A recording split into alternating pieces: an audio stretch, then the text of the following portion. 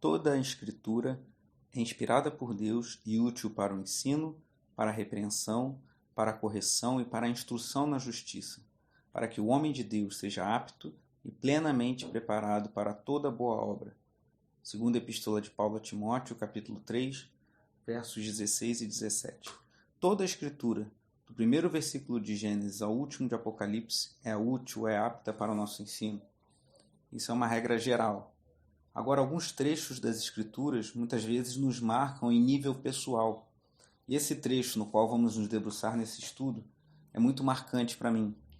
Já em todos esses anos aí de caminhada cristã, já há muitos anos, e muitas vezes eu fui profundamente abençoado com a leitura desses episódios que estão nesse trecho de Marcos capítulo 6, versículos 30 a 56. E aí eu comento sobre esses episódios aqui com o coração cheio de alegria e também constrangido pelo amor de Deus demonstrado nessas passagens maravilhosas das Escrituras.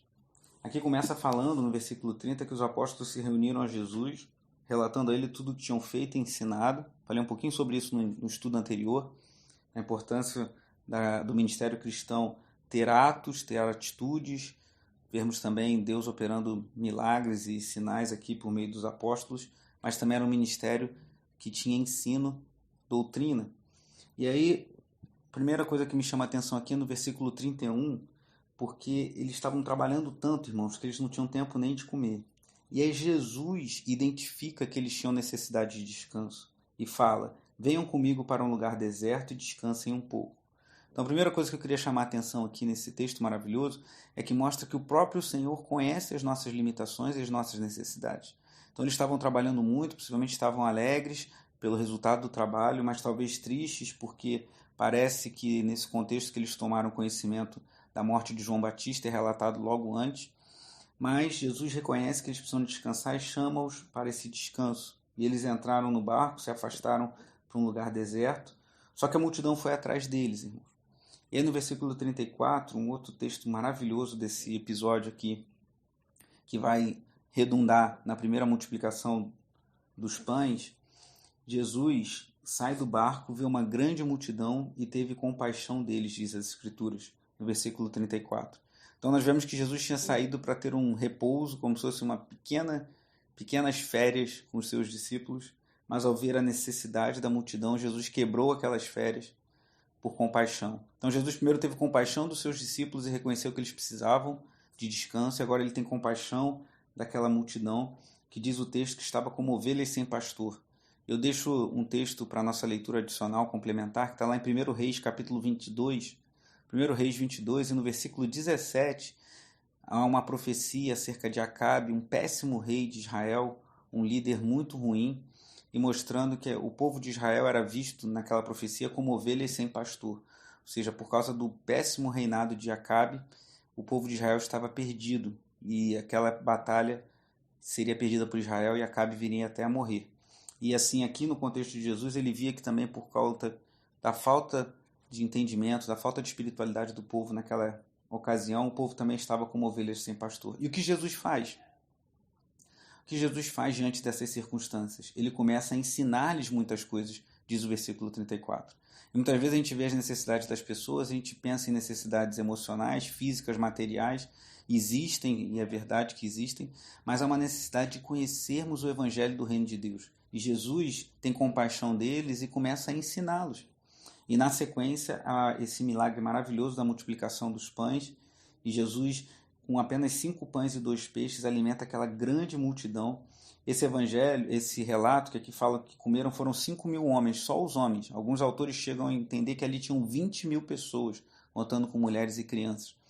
Então, esse relato é tão marcante nos evangelhos que ele é marcado, ele é registrado nos 4 evangelhos. Você vê em Mateus, Lucas, Marcos, como estamos vendo, e em João. Um milagre extraordinário mostrando que esse mesmo Jesus que identificou a necessidade de repouso dos discípulos, teve compaixão da multidão e a ensinou pregando o evangelho, agora reconhece a necessidade de provisão e ele provê para que aquele povo todo fosse alimentado. Na sequência, ao segundo episódio, relatado nesse trecho que estamos meditando, que é quando Jesus anda sobre as águas. Se você for no relato paralelo lá de João, Lá no Evangelho de João, no capítulo 6, você vê que as multidões estavam querendo colocar Jesus como rei, estavam querendo exaltá-lo. E aí Jesus manda os discípulos embora para o barco e ele vai orar. Então Jesus, aqui me chama a atenção que Jesus não queria, como você pode ver em João 6, 14 e 15, ele não queria ser tido como uma celebridade, ele não queria ser exaltado, até porque isso ia contra o seu propósito de caminhar no seu ministério e ir até a cruz e ser obediente até a morte de cruz. Então Jesus se afasta da multidão, envia os seus discípulos para o mar e Jesus vai orar, mostrando, como eu tenho dito também, a importância da oração no ministério e na vida de Jesus. Jesus subiu ao monte para orar. Isso nos ensina também que precisamos orar. Se o nosso mestre, se Jesus, o Filho de Deus, tinha uma vida intensa de oração, quanto mais nós não devemos ter também.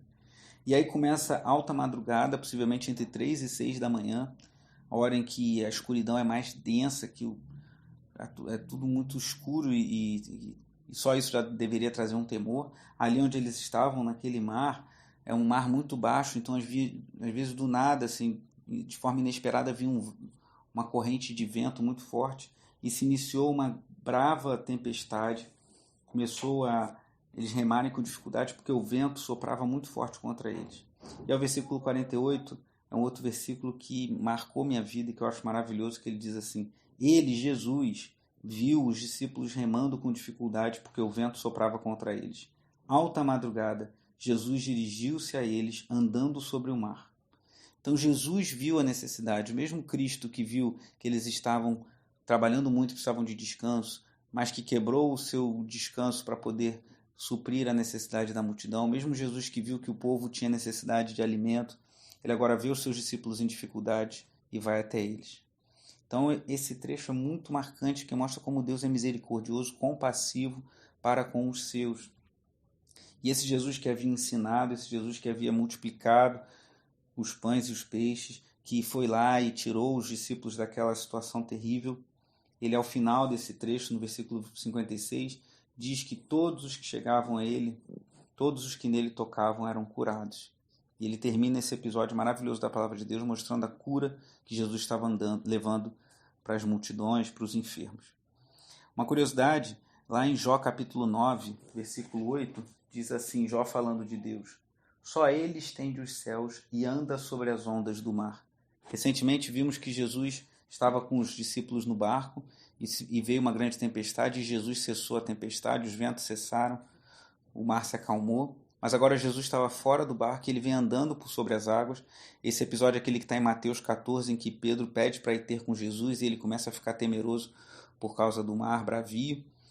E Jesus aqui, nós vemos Jó falando que Deus, Jó 9,8, anda sobre as ondas do mar.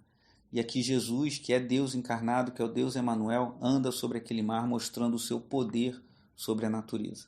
Então esse Jesus maravilhoso, esse Jesus que é o nosso bom pastor, o segundo texto que eu deixo para a nossa reflexão é João capítulo 10. Jesus fala que é o bom pastor, ecoando um pouco palavras encontradas lá em Ezequiel 34, quando Deus repreende os pastores, os líderes de Israel, e fala que ele seria o pastor do seu povo. Então João capítulo 10, Ezequiel capítulo 34. Então Jesus cuida de nós, irmãos. Se você crê em Jesus, se você é um discípulo de Cristo, descanse seu coração. Não tema a falta da provisão, mas confie que o Senhor, como disse lá em Mateus 6, Ele é poderoso para nos prover todo o necessário, nossa comida, nossa vestimenta, nosso alimento, nossa bebida. Ele provê, Mateus capítulo 6. Não devemos andar ansiosos. E para a nossa oração, deixa o Salmo 42, que diz assim no final: por que você está assim tão triste, ó minha alma? Por que está assim tão perturbada dentro de mim? Ponha a sua esperança em Deus, pois ainda o louvarei. Ele é o meu Salvador e o meu Deus. Deus tem cuidado de nós. Confie no Senhor. Ele conhece as nossas necessidades. Ele sabe quando estamos cansados. Ele tem compaixão das multidões. Ele multiplica os pães e os peixes para prover o necessário para o seu povo. E Ele é aquele que anda sobre as águas quando nos vê em dificuldades. Que Deus te abençoe. Em nome de Jesus. Amém.